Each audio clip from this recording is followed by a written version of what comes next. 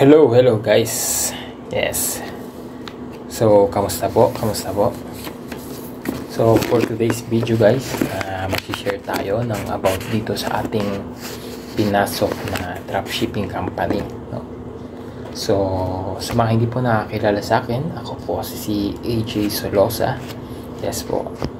Ako po ay isang factory worker dito na nagtatrabaho dito sa South Korea. Yes po, ako po ay isang OFW. At gusto ko po i-share sa inyo itong aking bagong tuklas na business. Opo, nag-venture po ako dito sa business na to dahil una-una legit. Pangalawa, kailangan ko siya. Pangatlo, dahil ito ay isa sa mga nakikita kong dahilan o paraan para ako makapag for good sa Pilipinas sa mabilis na paraan, no? So, yun pong tatlo na yun ay talagang dahilan kung bakit ako nag-venture o nag-take dito sa pinasok kong company. So, ang company po ito ay tinatawag na Sitaw. Yes po. Pwede nyo po ma-search si Sitaw sa Google at kahit sa mga Facebook or sa mga social media natin dito sa YouTube. Yes po. Marami po kayo makikita na mga nagre-review about dito kay Sitaw. Pero actually guys, matagal na ako dito kay Sitaw. Nagsimula ako dito kay Sitaw way back 7 months ago. Tama ba? 7 months. Bali, July 15 ako nag-start dito kay Sitaw. July 15. August, diba? July, August, September, October, November, December, January, then February. So, yun po. 7 months akong seller dito kay Sitaw. And, ayun. Very good. Maganda ang nagiging flow ng aking business. Opo. Bali, eto nga, nasasabay ko siya sa pagiging OFW at the same time pagiging seller dito sa platform na to. So, yun nga. So, good day mga kasitaw, no? And for today's video, yun nga, pag-uusapan natin yung about dito kay Sitaw at kung sino nga ba o ano nga ba talaga si Sitaw. So, kung interesado ka sa video na to, please don't forget to subscribe. Syempre, click mo na rin yan notification bell na matagal na naghihintay para lagi kang updated sa mga i-upload natin about dito sa pag-update ko dito sa aking business na Sitaw. So, wag natin patagalin, no, guys, no? Una-una, first question. Bali, ano nga pala to, guys, no? Question and answer, parang ganun. So, gumawa ako ng mga mga nalalaman-laman ko dito about kay Sitaw para ma-vlog ko sa inyo. At the same time, makatulong na rin sa inyo, di ba? Para sa pag-venture nyo or sa mga aspiring sellers natin. Katulad ko, before, ganyan din ako nanonood. Nag-take a risk ako, naglakasan ako ng loob, pero hindi ako nagsisi. Kasi sa mga susunod natin video, ipapaliwanag ko kung bakit malaki yung bagay na itulong ng platform na ito sa buhay ko, personally, at the same time sa financially ko. Yes po, malaki yung tulong actually sa family ko sa Philippines, although sumasahod ako dito sa company sa Korea, pero minsan pag kulang yung sahod ko dito ako makuha sa aking Sitaw account. So nung dati wala pa ako kay Sitaw, sa sahod ko lang talaga ako umaasa. Pag walang sahod, walang padala, di ba? Maghintay kayo, sabihin ko sa family ko, kung may pangangailangan kayo, siyempre, hintayin nyo yung 30 katapusan. Kasi dito sa abroad, 1 month bago ka sumahod. Unlike sa Philippines, di ba? May kinsenas, katapusan, ganun ang sahod natin. So, dito sa abroad, isang sahod lang talaga. 1 month lang. So, kung may pangangailangan sila sa Philippines, siyempre, maghintay sila ng 1 month bago ako makapagpadala. Pero, yun nga, to make it short, nung nagsimula ako dito kay Sitaw, nag-iwan na yung flow, hindi na ganun. So, kahit may biglang pangailangan, emergency sa Philippines, kaya yung anak ko may bibilin o may project, or let's say na may kailangan silang costume about sa, kunyari, United Nation, hindi na ako maghintay ng sahod ko. kailangan ng costume, sige sabihin ko, order mo na agad, sige na, padala na ako. Oo, kasi kayang-kayang makapag-withdraw. Kayang-kayang makapag-withdraw dito kay Sitaw. Yes po. Ang withdrawal dito kay Sitaw is weekdays. So, weekends po, hindi ka makapag-withdraw. Bali, weekdays lang kasi bank days po yun. So, pag back days, pwede ka mag-withdraw at mabilis po. Actually, mabilis ang pag-withdraw dito kay Sitaw. Kahit nasa abroad ako, ang bilis. Gamitin ko lang yung ang gamit ko po dito is GCash. Yes po, GCash. At pwede rin na maggamit kayo ng bank kung may bank kayo. Opo, mabilis lang din naman kung bank. Lalo yung sa akin, mabilis lang dahil ang gamit ko ay CIMB. Yes po, dahil medyo mahal ang kaltas kay GCash. Sorry, GCash, no? Pero medyo mataas kasi yung ano niya. Pag may pumasok sa'yo na pera sa GCash account mo, so ano siya, malaki yung hindi yung sobrang laki. Depende din sa withdraw mo. Pero medyo mataas kumpara kay CIMB Bank. Kung di nyo alam, si CIMB Bank yan po ay isang online bank. Opo, hindi po siya yung usual bank na may physical. Oo. Yan po ay isang online bank. So, balik na tayo dun guys, no? Huwag natin masyadong pahabain yung about sa ano natin. Medyo mahaba na. So, unang tanong.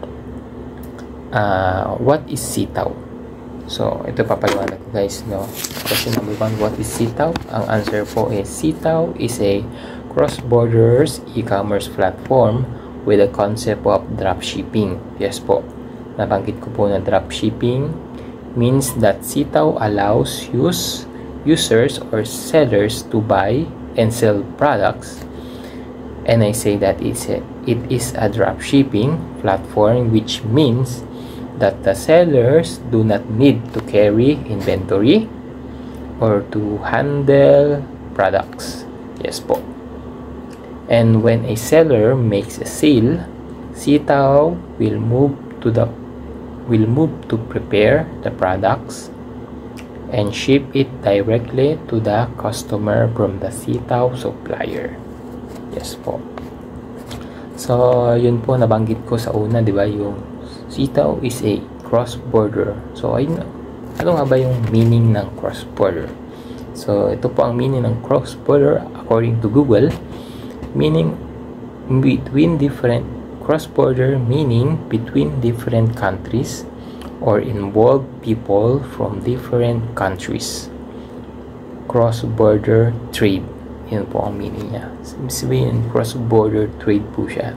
Pag sinabing cross-border, yung market po natin, hindi lang locally or hindi lang within the Philippines. Yes po, lumalabas po siya ng Philippines within other countries. Ganyan po siya. Kaya tinawag po siyang cross-border. Tinawag na cross-border e-commerce platform. Ganyan po siya. So, yung e-commerce naman, ang meaning according to Google, e-commerce or electric commerce is a trading of goods and services on the internet. So, madaling salita po sa Tagalog is pagbebenta online. Yes po. Kung kilala po natin si Lazada, si Shopee, si Alibaba, yan po yung mga pioneering pagdating sa mga e-commerce. Yes po. Sila po talaga yung mga nauna. At lalo pang nag-boom yung mga e-commerce na yan nung nagsimula po yung pandemic. So, alam nyo naman no guys, no? Yung pandemic talagang yung industry ng business talagang medyo nabago talaga. Hindi lang medyo, talaga sobrang nabago. Diyan nag-boom yung mga online. Diyan po, nasanay kasi yung tao, guys. Nasanay yung tao mula nung pandemic na mamili online. Kung dati wala silang tiwala online, napilitan silang pamili online kasi nga bawal yung contact to contact, diba? Yung person to person, bawal lumabas. So, no choice siya kung di mamili na online, pumili, mag-order online or mag-sell online, diba? Lalo siyang nag-boom yung mga e-commerce platform, kaya ito nabuhay. Si Sitaw, ito ay mga likha ng pandemya, sila Sitaw at ay mga iba pang e-commerce platforms natin. Next po is yung dropshipping. According to Google, a dropshipping is a business model that allows you to sell products online without or operate the physical store or location. Yan nga, no inventory, unang-una, and no products. So, sa pagda-dropshipping po, sa pag-venture ng dropshipping, ayun po ang kagandahan unlike sa mga traditional businesses. Opo, yung dropshipping po, katulad po ng sitaw, ay pwede kang magbenta. Pwede kang magbenta online kahit wala kang physical store, wala kang products. Opo, mamumuhunan ka lang, yun lang po ang gagawin mo. Tapos yung company, yun na po, sila na po yung bahala sa pag-market, sa pag-market, pag-advertise na yan, tapos pag-prepare for packaging and logistic, yan po, yung mga pagpadala, sila na po ang bahala dyan sa pag-deliver ng items na ma-order sa shop mo. Yun po ang kagandahan sa platform na to. So, next question po is, question number 2 is, what is the meaning of sitaw? So, what is the meaning of sitaw? The meaning of sitaw is a sea. The word sea is short for Southeast Asia. Yes po. And tao, it means grapevines. So, yun po. Question number 3 naman tayo. Legal ba si sitaw? Yan ang tanong ng karamihan. At naging tanong ko rin yan bago ako pumasok dito. Kung legal ba si sitaw? Yun lang naman yung sa akin guys eh. Nung nag-start ako dito kay sitaw, gusto ko lang malaman kung legal siya. Kasi alam ko madaling aralin yan. Kung ano mang klaseng business yan, madaling lahat na pag-aaralan. Pwede nating aralin yan. Pero ang tanong, legal ba? Yes po, yan na po ang talagang unang inalam ko rin kung ito'y legal. Kung legal, papasukin ko. Kung hindi legal, syempre hindi ko siya papasukin.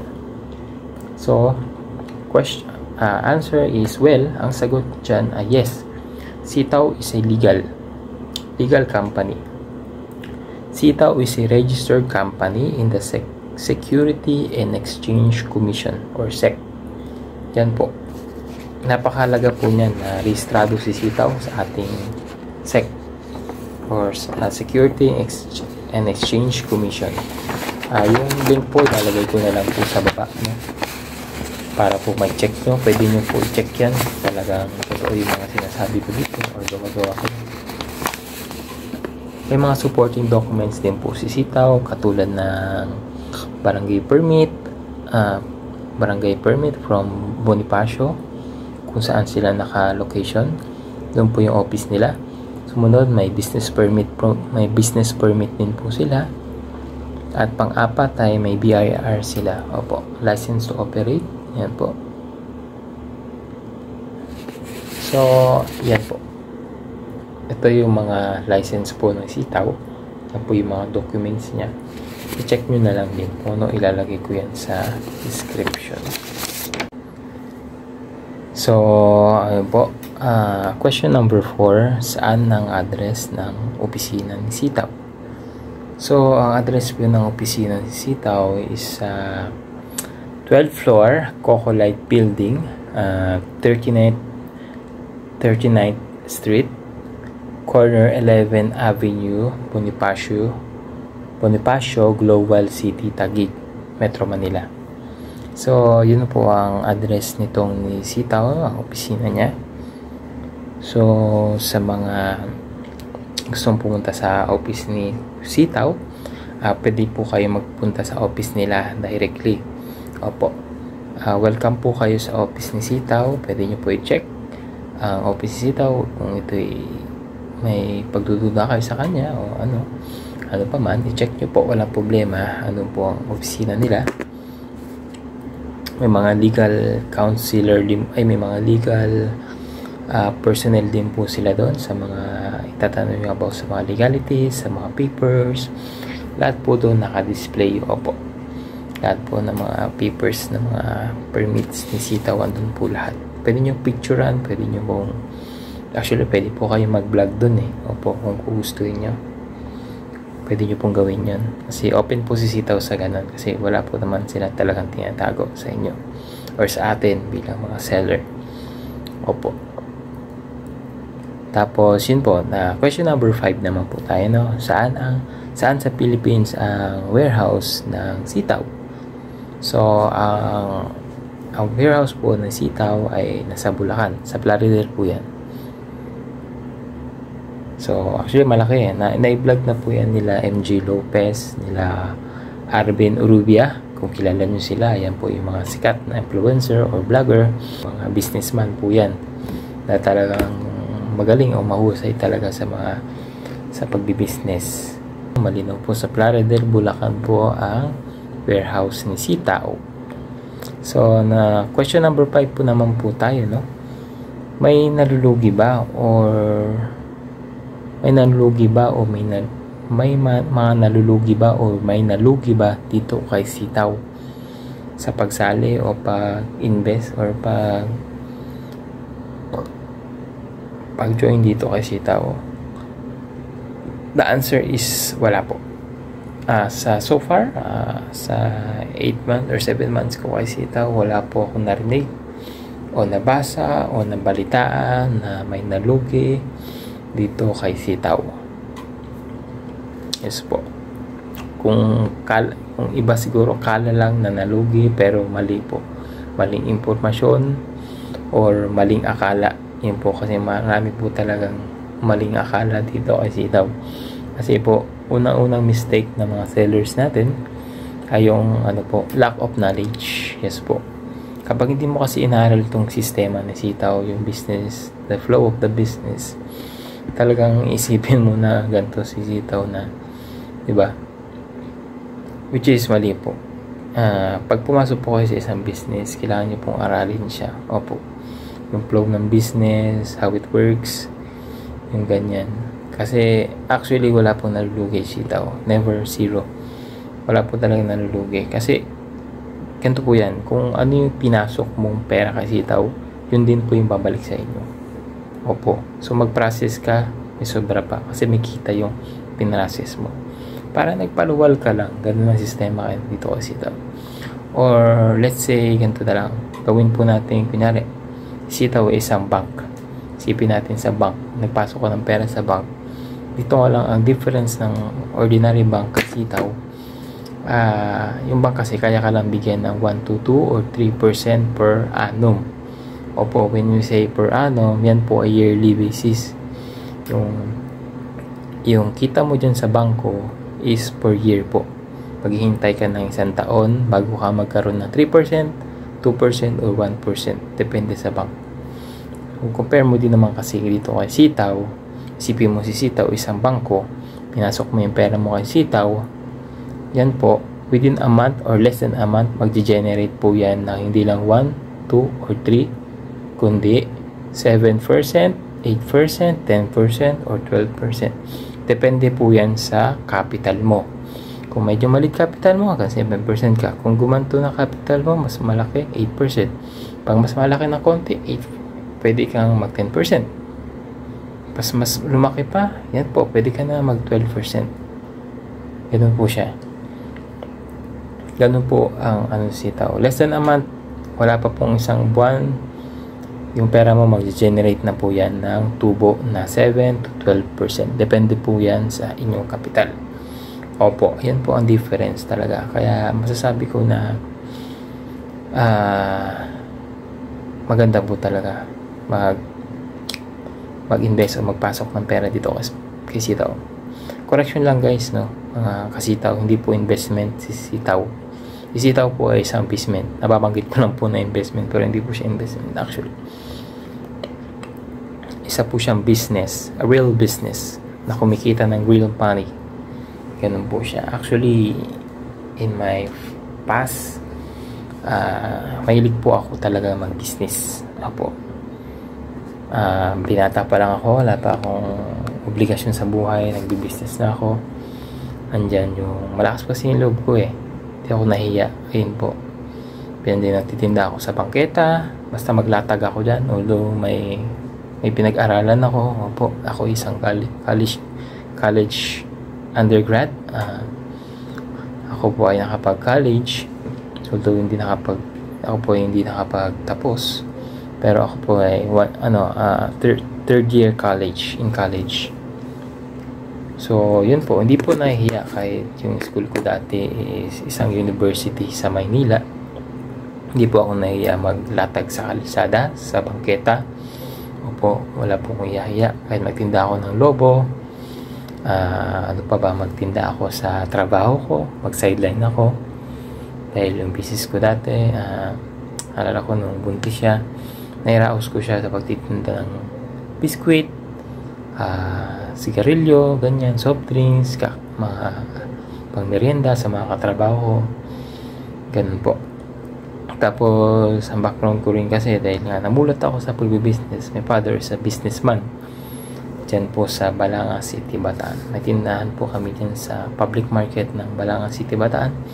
Yan po ay hardware and general merchandise. So, talagang namulat ako sa negosyo. Kaya pag nakarinig ako ng negosyong ganito, pinag-aaralan ko talaga. At kung legit at maganda ang flow, o talagang kikita naman tayo ng pera, why not, diba?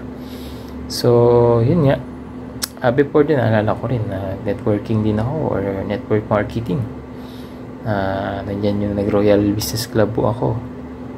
Nagtinda ako ng mga sabon. Nung ako nagka-college, habang pag-uwian ko, takbo ako sa opisina ng Royal. Nag-seminar ako, nakinig ako ng orientation. Tapos nagtitinda ako ng lotion, sabon, pampaganda. Pero hindi ako nahiya kung lalaki tayo. Kasi hindi mo naman makakain yung hiya eh. Diba guys? Kaya same lang actually. Sa pag ganito, sa pag hikayat ng mga sellers, kung wala na kahiya. Basta nasa tamang legal yung ginagawa mo. Hindi ka mapapakain ng hiya mo. Pag mahihain ka, wala. Hindi ka aangat sa buhay. Kahit na anong talino mo, pag mahihain ka, hindi mo kayang suungin yung mga problema o yung hamon sa buhay mo, mahirapan ka. Kaya dapat porsigido tayo, go lang tayo ng glow, diba? Tapos yun nga, nag-royal ako, napasok ako sa mga captcha na yan, yung mga ano-ano sa dati, pero wala akong napala sa mga yan. Dito lang talaga actually guys, dito sa sitaw business na to, na hindi ko rin kung akalain na ganito yung maging impact sa buhay ko, na hindi ko naiintindihin yung pabayad ko sa bahay ko, di ba? Yung mga expenses ko, yung other expenses ko, hindi ko naiisipin yung pagkulang yung sahod ko, may pagkukunan ako. So napakalaking bagay, no? So actually sa 8 months or 7 months hindi pa ganun katagal eh, pero yung kinita ko kay sitaw eh, diba? Napakalaki. Question number 7, bakit ako nag-venture kay sitaw? Okay, nag-try ako kay sitaw kasi malapit ako sa sales at sa pagiging business-minded person ko. I used to be a businessman doing traditional business. Buhay ko lang yung family ko o yung mga anak ko.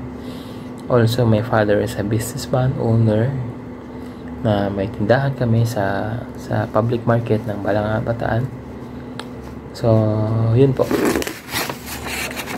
So, yun yung 7 question and answer dito kay Sitaw, na sana ay kahit papano ay naliwanagan kayo o may napulot kayong kaalaman dito kay Sitaw, about dito kay Sitaw, no guys.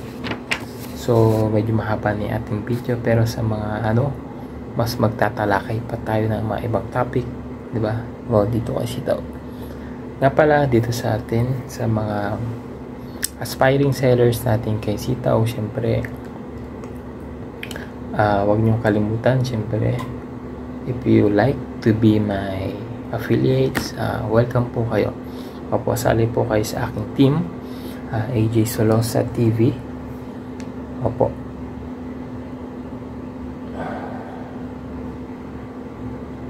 So, syempre, don't forget to use my referral code, no guys, no?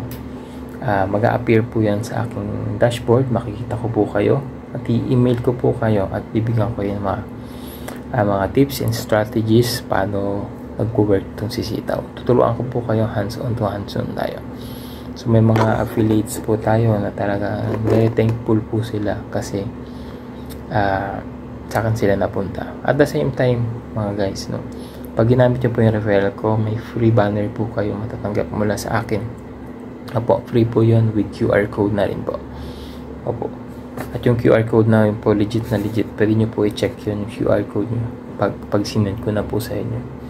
So, yun po, ikakalat nyo po yun para kayo rin po mismo makaranas po kayo ng affiliates, no? Hindi ako papayag na hindi kayo makaranas ng affiliates. Kaya, nagbibigay po tayo ng free banner. Opo, para magamit nyo po yun. Support po sa inyo yun para po dumami yung affiliates nyo. Siyempre, tuturuan ko kayo maigi para mas makapag-guide din kayo ng mga bagong affiliates nyo. So, yun nga guys, no? Ang aking affiliates guys is, lagay ko na rin sa description, is 111-6539 PCJ. So, yan po. Yan po yung aking affiliates. So, 111-6539 PCJ. So, yan po aking affiliates. Or pwede nyo rin gamitin tong isa kong affiliate,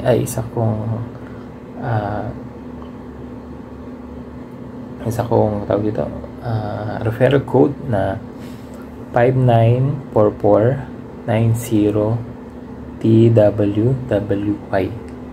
So, lagay ko na rin po dyan. Yan po. Bali, kahit saan po dyan, pwede nyo pong gamitin yan, no? Bali, dalawa po kasi ang account ko dito kasi Sitaw. So, thank you very much po, no, guys, no? And see you sa ating mga susunod na pag-review ito kay Sitaw. Sa mga sellers, aspiring sellers, don't forget to use my referral code. Pag hindi naman po, okay lang. No problem. Basta manood po kayo lagi ng video natin. And don't forget nga po pala to subscribe to our channel. And please click the like button. And please click na rin po yung notification bell para lagi po kayong updated sa mga videos dito natin kay Sitaw. So, thank you mga kasitaw. God bless. Goodbye.